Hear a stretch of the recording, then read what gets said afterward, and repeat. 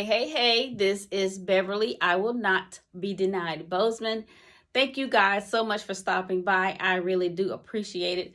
Be sure and share this broadcast with your friends and your family. Be sure to turn on the notification bell so that you'll know when I drop a new video.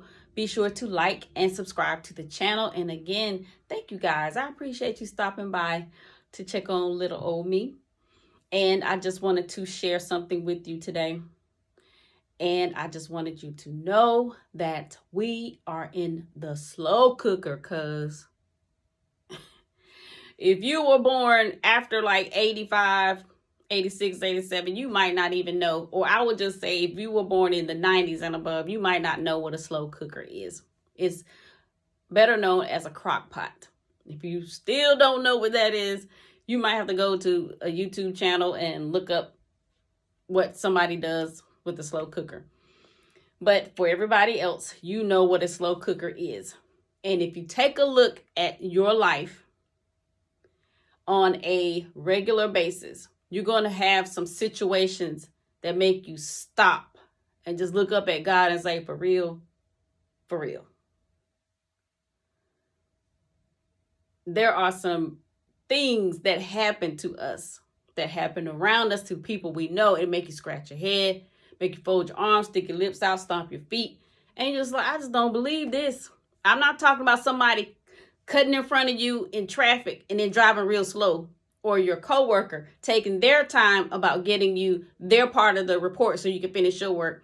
That's paper cut stuff. I'm talking about the big stuff that make you have to get somewhere and sit down, make you get away from people and cry and get it out so you don't hurt nobody. I'm talking about stuff like that.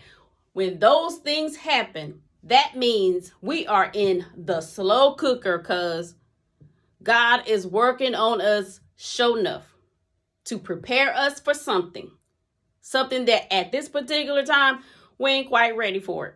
Now, we all know how a slow cooker works, right? And we have to state the meat and the potatoes and carrots and whatever else is in there. It has to sit for a long time, for hours. But we're going on about our business, and when we come back to it, it's done, right?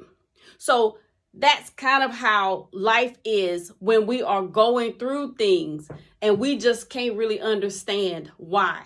Or we're going through stuff and we're just like, when is this going to end? When is this person going to act right? When are these kids going to act like I raised them? When is this job situation going to turn around so that I can really enjoy myself at work? We all are going through whatever it is that we're going through, right? And so we have asked those questions, and we continue to ask those questions. And we might not get an answer at all, let alone a little answer later on. So let me go ahead and provide you with an answer right now. We are going through the slow cooker, cuz if you have told God, I'm going to do what you told me to do, I'm going to do your will for my life. Or if you just even have a vision that's definitely going to benefit other people, you're going to go through those things. I mean, life is going to happen to everybody, but it's kind of like when you have a vision in front of you that's really beneficial to other people, or you say, God, I'm going to do that thing you told me to do. He's got to do some work in us. And I say us because I'm in the slow cooker too, cuz real talk. He's pulling those things out of us by making us like, when we leave the slow cooker alone, we come back every now and again, maybe to add seasoning or to stir and make sure it's not sticking to the bottom.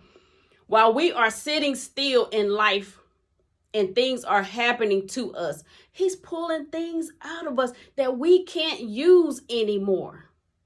Whether it's stuff that we learned when we were kids, things that we picked up when we were dating folks, when we were hanging out with folks we knew we didn't have no business hanging out with, and we picked up those bad habits, that pitiful way of thinking. We can't carry those things, especially if they're negative. We can't carry those things to another level. We can't use those same tools when we're trying to be beneficial to the kingdom of God, because we use those things to do other things. So there's no way we can take those and do good with it. So when we are in the slow cooker, God is evaluating our speech, our actions, our thoughts, our promises, all of that good stuff. And anything that's going to hinder us from completing the task, he's got to take it out. And it doesn't happen overnight.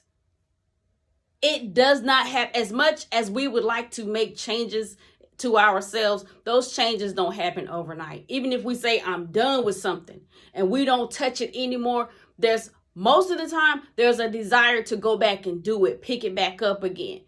And for us to do what it is we're supposed to do, we have got to get rid of certain things. So sitting still in that slow cooker, that's God removing those things. And there's not a whole lot you can do. When you said yes, bam, that was it. He put the lid on. And ain't nothing you can do about it but endure.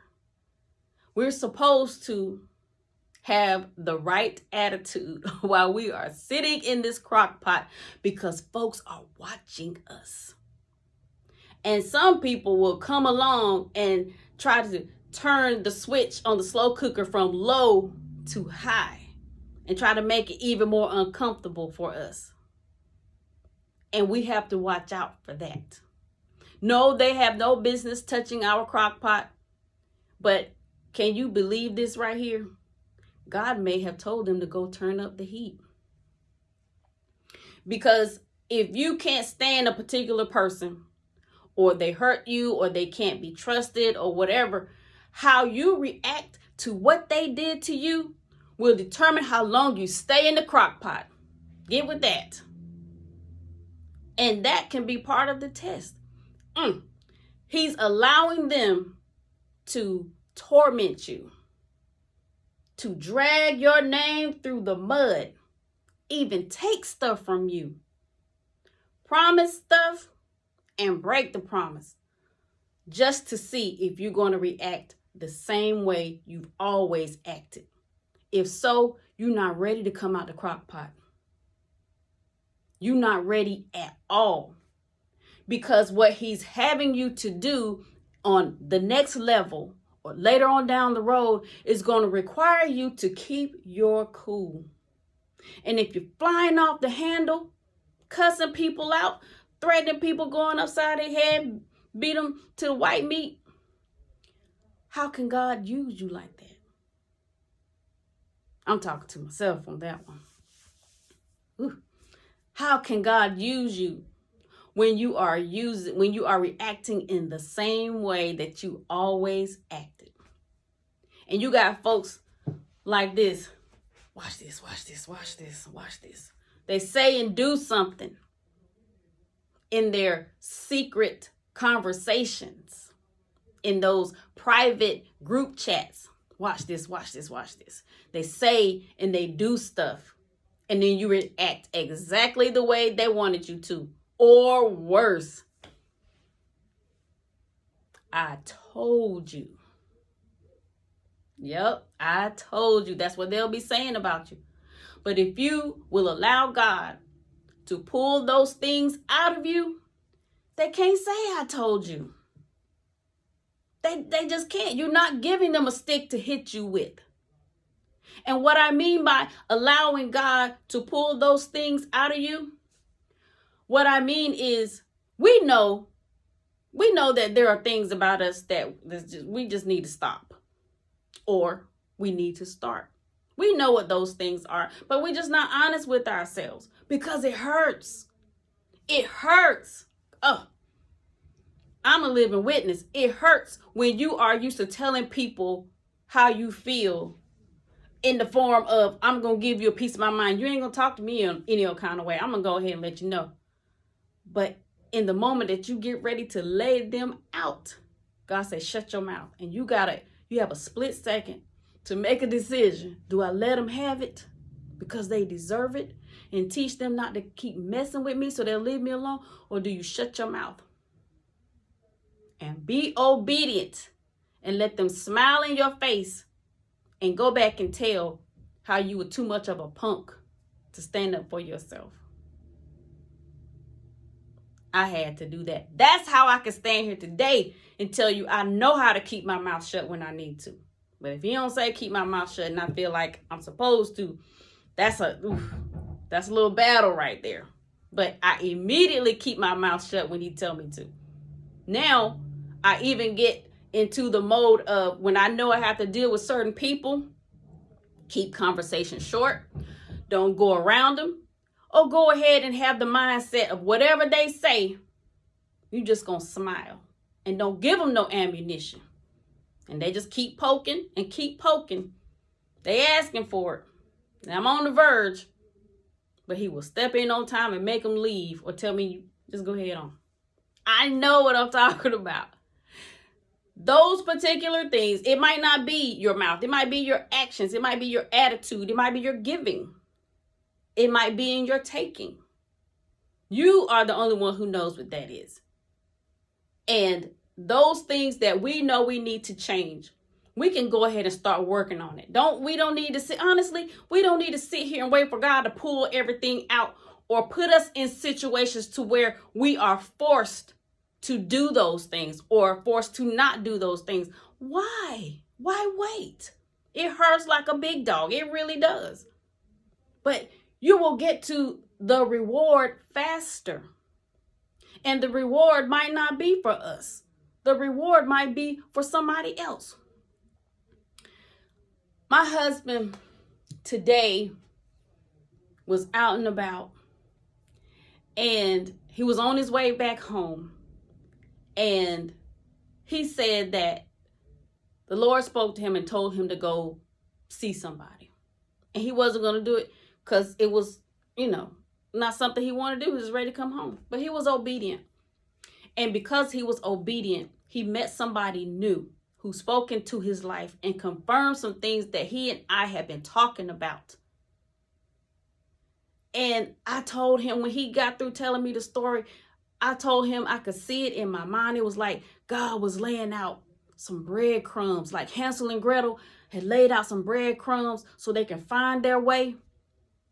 I feel like when we are obedient and not do the things that we want to do, but the things we know we're supposed to do, even though it's inconvenient and very uncomfortable, God will show us. It might be in the smallest way. He will show us that he has not left us alone. And I think that because of the things that we are going through, not just because of the pandemic or because of the craziness that's going on, but because we have a lot of inner wars. We have a lot of inner wars, and we have to watch the people around us go through their go through. It ain't nothing we can do about it. Because we have those situations, we are relying on God to at least let me know you still here.